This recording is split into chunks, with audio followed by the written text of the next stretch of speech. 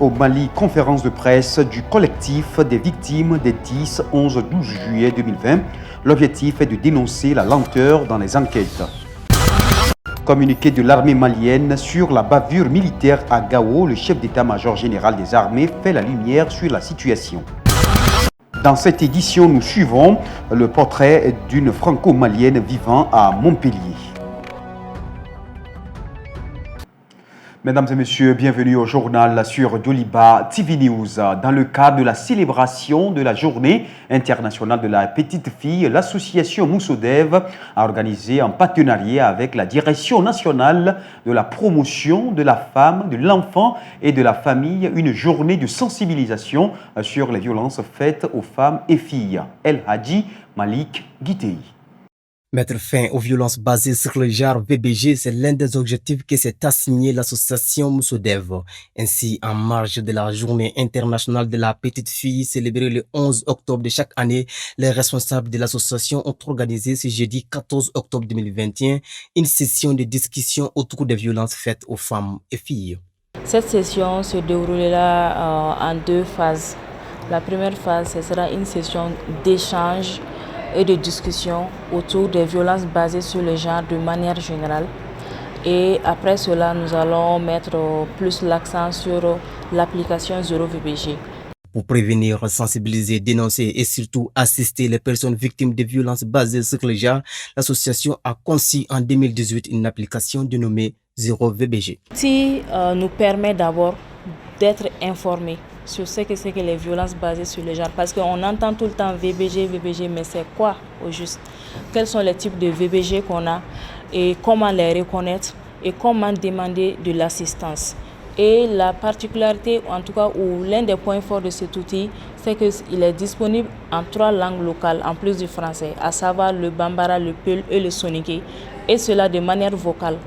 Une technologie 2.0 dans la lutte contre les VBG, raison pour laquelle les responsables de l'association veulent profiter de cette session pour vulgariser l'application qui fait face à quelques difficultés. Il faut savoir que c'est un outil qui est nouveau, donc il va falloir d'abord un peu de temps avant que les gens ne se l'approprient. Et cette session s'inscrit justement dans ce cadre-là pour que les gens puissent se l'approprier. Et nous sommes toujours ouverts au feedback. De nos jours, plus de 300 personnes utilisent cette application et 20 cas d'alerte de VBG y ont été signalés. Raison pour laquelle l'initiative de cette journée de sensibilisation est très bien appréciée par le directeur national de la promotion de la femme, de l'enfant et de la famille. Cette activité permet aux jeunes qui sont invités à cette activité de discuter entre eux, de pouvoir partager leurs expériences, leur compréhension, leur perception de ce que c'est que les violences basées sur le genre et quels sont les moyens mis à leur disposition pour y mettre fin. Je pense que ce contexte de dialogue, d'échange entre pairs est très important ici, en tout cas au niveau de la direction. À la fin de cette session, les participants au nombre de 20 et issus d'organisations comme le Parlement des enfants, le Conseil consultatif des jeunes seront formés sur toutes les fonctionnalités de l'application 0VBG. Pour rappel, cette formation a eu lieu grâce à l'appui financier de l'UNICEF Mali. Je l'évoquais dans les titres, les membres du collectif des victimes civiles des événements du 10, 11, 12 juillet 2020 ont tenu une conférence de presse pour dénoncer la lenteur dans les enquêtes. Écoutons la réaction de Sidibé Abdoulaye, membre du collectif 10, 11, 12 juillet au micro de Moussa Tembine. Plusieurs fois, on a eu des rencontres avec Chokel Kokala Maïga depuis bien avant qu'il soit le PM. À part les fausses promesses, Choguel, vraiment, il ne fait rien à plusieurs reprises. Aujourd'hui, on ne peut pas imaginer qu'il y a des victimes du 10, 11, 12 juillet qui ont les bras paralysés, les membres paralysés, qui ont le bal dans leur corps par faute de moyens qu'on n'arrive pas à les faire évacuer ou bien à les prendre en charge au nom de l'État. Alors que tous les jours, Choguel il est en train de faire des discours démagogiques. Vraiment, on demande à monsieur le Premier ministre, vraiment ça suffit. Vraiment ça suffit.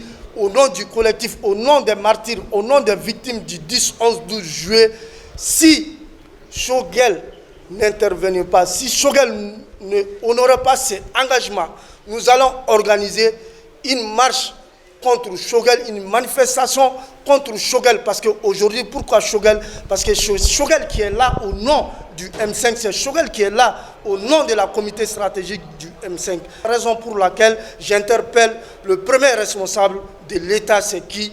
Assimi Goïta, de prendre les cas des victimes. Parce que tous les temps, Shogel donne des fausses promesses.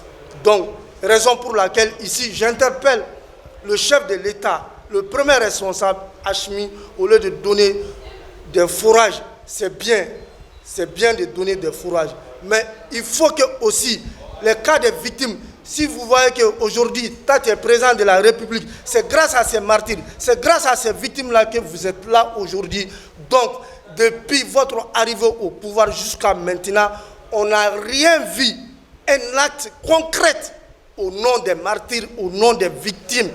Dans un communiqué datant du mercredi 13 octobre 2021, le chef d'état-major général des armées a fait la lumière sur une vidéo circulant sur les réseaux sociaux dans laquelle apparaissant des soldats qui torturent des civils. Des sanctions disciplinaires sont infligées aux auteurs selon le dit communiqué. Suivons ce commentaire pour plus de détails avec Abdoulaye Konimba Konaté et Aminata Chektal. Les réseaux sociaux ont fait état ces derniers jours de scènes de torture et de corps en état de décomposition issus d'exécutions sommaires commises par les forces armées maliennes. Dans un communiqué publié ce mercredi 13 octobre par le chef d'état-major général des armées. En effet, ce communiqué intervient quelques jours après la publication d'une vidéo sur les réseaux sociaux montrant des soldats maliens qui torturent des civils. Les acteurs de ces actes de torture sont, selon le chef d'état-major général, identifiés et des sanctions disciplinaires leur sont déjà infligées après avoir été mis à la disposition de la gendarmerie nationale pour des poursuites judiciaires. Par ailleurs, dans le dit communiqué, le chef d'état-major général des armées rejette les allégations visant à incriminer les FAMA dans les exécutions sommaires dont les images ont inondé la toile en ce début de semaine. Abordant dans ce sens, le chef d'état-major général informe que 22 présumés terroristes ont été mis à la disposition de la gendarmerie nationale pour des fins d'enquête et que toute la lumière sera faite sur ces incidents. D'un sujet à un autre, la société Aminata Konaté, plus connue sous le nom de Baramousso, s'apprête à lancer sur le marché malien de nouveaux produits de consommation. En prélude à ce lancement, les responsables de la société ont organisé ce jeudi un point de presse. Les détails avec Aïssata Traoré et Adama Sanogo. Avec le lancement de ces deux produits de grande consommation, que sont la viande de bœuf et l'huile d'arachide raffinée, la société Baramousso vise un certain nombre d'objectifs. Elle attend non seulement innover sa gamme de produits agroalimentaires, amoindrir le coût de la vie du consommateur malien, mais surtout de créer des emplois.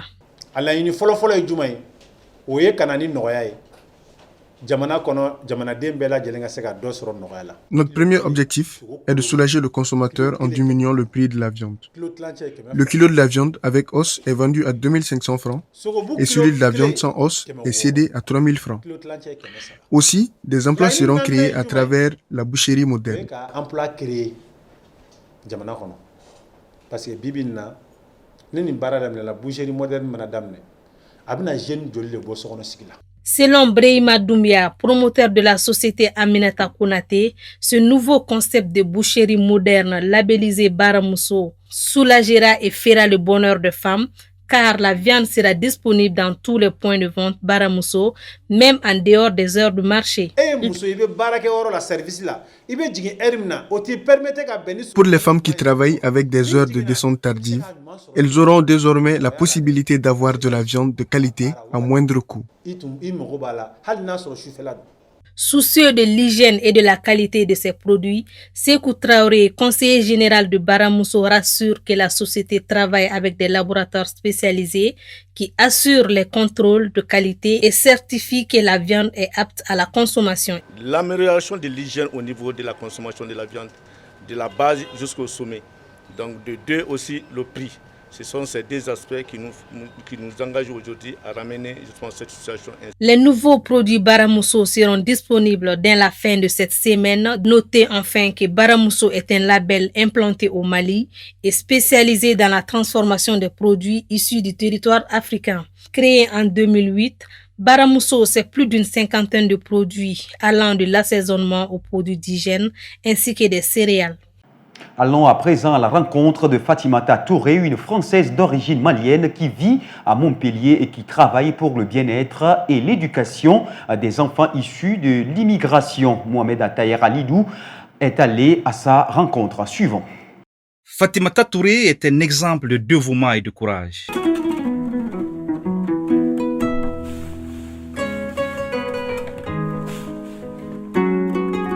Venue en France à l'âge de 16 ans, elle revendique sa double culture africaine et française. Oui, elle donne raison au poète président Léopold Sédar Senghor qui parle d'enracinement et d'ouverture. Méthodique, structurée et brillante, Fatimata Touré s'active au quotidien pour donner le sourire aux tout-petits. Elle vit pour les enfants, nous confie sa voisine de Montpellier. Quelqu'un de généreux, quelqu'un qui se donne à 100% pour son pays, qui se bat, qui fait tout pour que les enfants soient heureux. Je pense que ça serait aussi un peu au gouvernement de l'aider à soutenir toutes les actions qu'elle met en place.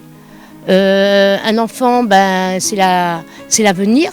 Si on ne les aide pas maintenant, le monde partira mal, quoi.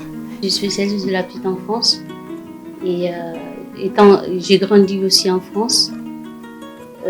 Comme j'ai grandi en France, j'ai été vraiment dans le cœur de tout ce qui est, je ne veux pas dire victime, mais vraiment des enfants abandonnés, des enfants immigrés venus ici abandonnés. Et comme j'ai grandi, maintenant que j'ai des enfants, je ne veux pas que mes enfants subissent la même chose que... Détentrice de licence en administration économique et sociale, option sociologie obtenue à l'université Paris 12, Créteil-Val-de-Marne, elle est fonctionnaire à Montpellier, passionnée et spécialiste de la petite enfance.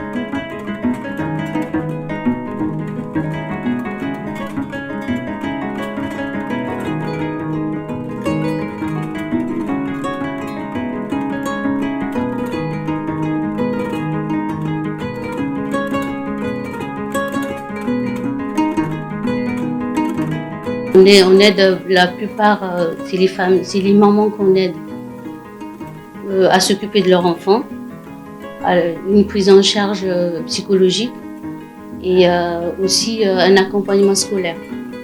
On leur montre, on leur fait comprendre le programme de l'éducation nationale parce que la plupart de ces familles-là, quand ils viennent ici, ils ne connaissent pas le système français. On leur explique le système français, qu'est-ce que c'est l'éducation nationale, qu'est-ce que l'éducation nationale attend d'eux en tant que parents, quel est leur rôle et comment ils peuvent prendre leur rôle en toute légitimité. Les enfants, elles, c'est une histoire d'amour partagée. C'est le sens de sa vie. Toujours le sourire en bandoulière, Fatimata est une brave femme qui croit en la force de l'éducation. Ainsi, elle crée une association dénommée Enfants, Parents, Soutien qui œuvre dans le domaine de l'utilité sociale, aide et accompagne les enfants issus de l'immigration. On valorise leur culture. On leur dit, vous pouvez partir de votre culture et à partir de cette culture-là, vous intégrez. C'est pas incompatible. Avoir la double culture et s'intégrer dans la société française n'est pas incompatible. On leur fait vraiment comprendre et on leur montre les rouages du système pour qu'ils comprennent bien. Et aussi, dans le lot, s'il y a des parents, parce que dans leur pays d'origine, la plupart ont fait des études. Au niveau académique, ils ont des diplômes académiques. Mais vu qu'il y a la barrière de la langue, ils n'arrivent pas à comprendre le système scolaire. Et on part de ce principe-là, de leur niveau scolaire, on leur apprend à s'occuper de leurs enfants dans l'accompagnement scolaire. Pour moi, déjà il y a pas longtemps, je ne savais même pas ce qu'elle faisait, je ne savais même pas que ça existait. Mais moi je trouve ça bien, je sais qu'elle aime bien les enfants, du coup je trouve ça bien qu'elle en fasse son métier d'aider les enfants. Je sais qu'elle aime bien les enfants elle aime bien, je suppose, parce que sinon elle ne continuerait pas. Et du coup je trouve ça vraiment bien. Fatimata, c'est aussi le sens élevé de la fraternité et de la famille. Malgré ses multiples occupations, elle est toujours là pour donner à ses enfants une éducation de qualité. Le bonheur des enfants et leur accompagnement est une priorité première pour cette brave femme. Mariée et mère de 3 enfants, Fatimata Touré est une étoile qui brille pour le bonheur des enfants. Elle est très connue pour son dégué apprécié au Mali et à l'international. Aujourd'hui, nos équipes de reportage ont été à la rencontre de la brave dame nommée Djeneba Sidibé, vendeuse nationale de dégué. Courageuse, dévouée et déterminée, Djeneba a toujours été une femme battante pour subvenir à ses besoins. Suivons son portrait avec Oumou Makalou, Sirandouba et Bakoroba Niaré.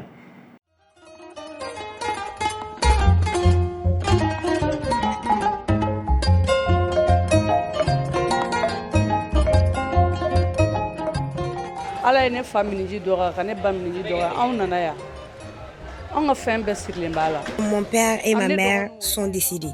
Nous dépendons toutes d'elle, moi et mes sœurs. Même quand mes enfants sont malades, elle vient à mon secours.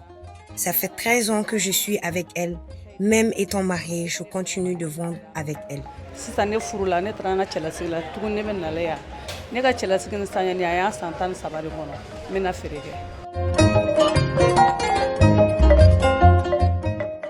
Elle, c'est Djeneba Sidibé. Malgré une 60aine d'années vécues, la vieille dame pratique toujours le métier qui la nourrit depuis plus de 40 ans avec passion, la vente de dégués. Mariée et mère de plusieurs enfants, Djeneba avait pourtant commencé par la vente du riz. Mais le destin la prédestinait pour autre chose. Bon,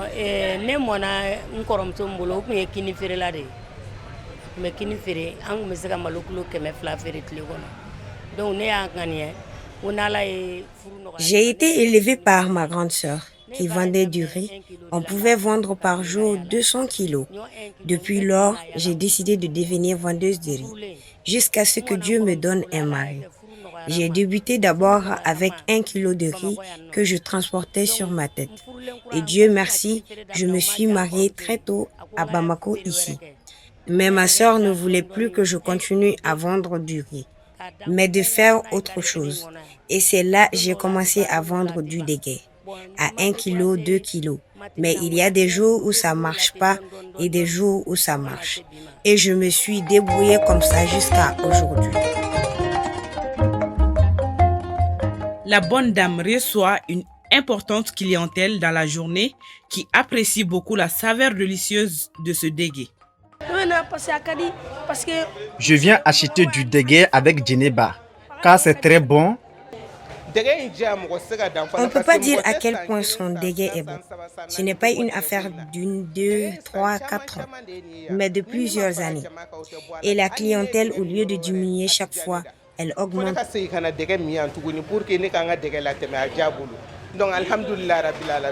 Toujours de bonne mine, elle accueille et traite ses clients comme des rois.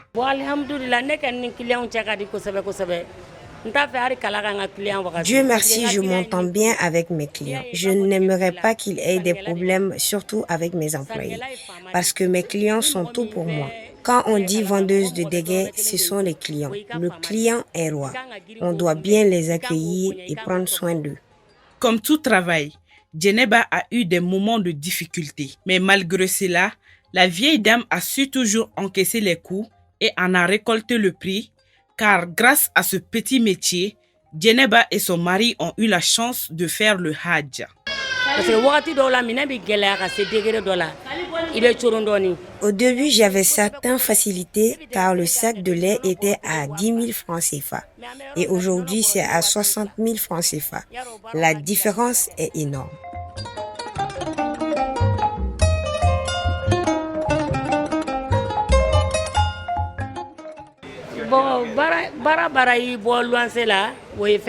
Le travail m'a permis de quitter le loyer.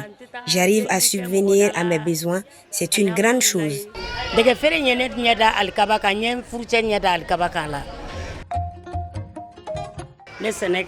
J'ai développé d'autres activités telles que cultiver, élever des poules et tout cela grâce à la vente du dégué.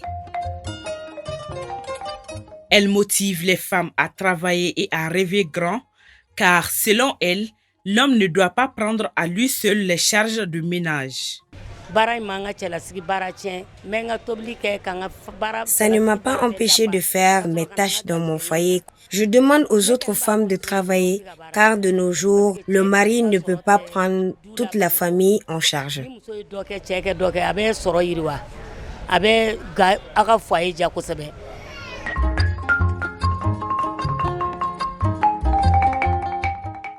À présent, l'image du jour consacrée au parc national de Serengeti.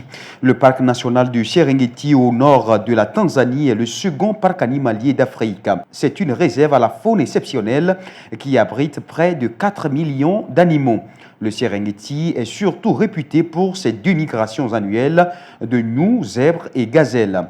Dans cet immense parc, on peut observer le Big Five, le lion, le léopard, l'éléphant, le rhinocéros et le buffle africain, mais aussi de nombreux félins, herbivores et oiseaux. Serengeti signifie plaine sans fin en langue ma, la langue des Maasai, car ici, la savane s'étend à perte de vue. Un safari au Serengeti offre un spectacle magique, parc incontournable pour un safari en Tanzanie. Le parc national du Serengeti possède la plus forte concentration de félins au monde.